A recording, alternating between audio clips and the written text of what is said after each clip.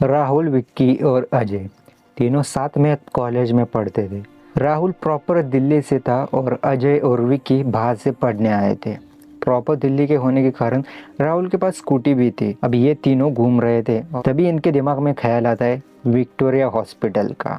हाँ, Victoria hospital एक ऐसा भूतिया अस्पताल जिसमें रात को चीखने की आवाज़ें आती है।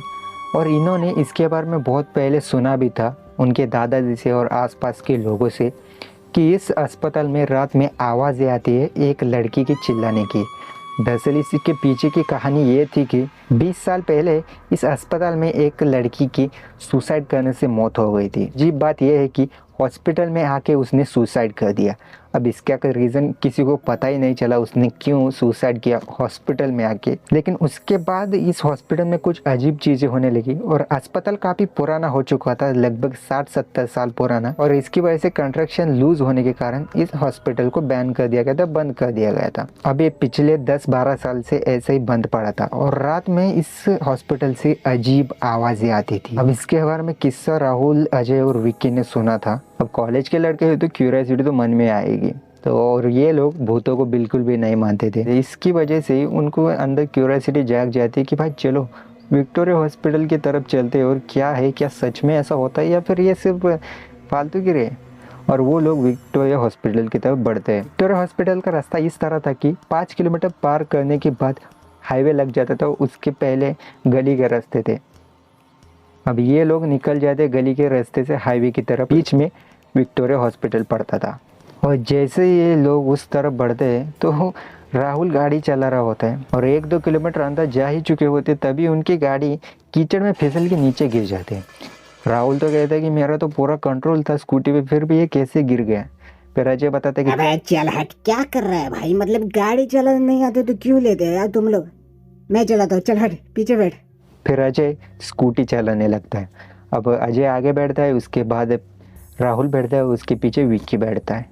अब इसके बाद वो और 1 किलोमीटर अंदर चले जाते हैं और अचानक उनके स्कूटी का टायर फट जाता है। अब ऐसे अजीब कारनामे उनके साथ होने की वजह से वो तीनों डर जाते हैं और उसके बाद वो चलते धक्के लगाते हुए स्कूटी को आगे ले जाते हैं। अभी सिर्फ 2 किलोमीटर ही बचा था, वो बीच में आ चुके थे हॉस्पिटल के पास एंड वो उनको सुनाई देता है लड़के की रोने की आवाज़।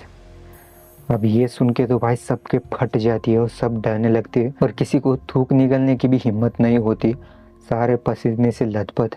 और इसके आगे उन्हें दिखता है एक बरगद का पेड़ और उसके नीचे एक महिला खड़ी हुई थी।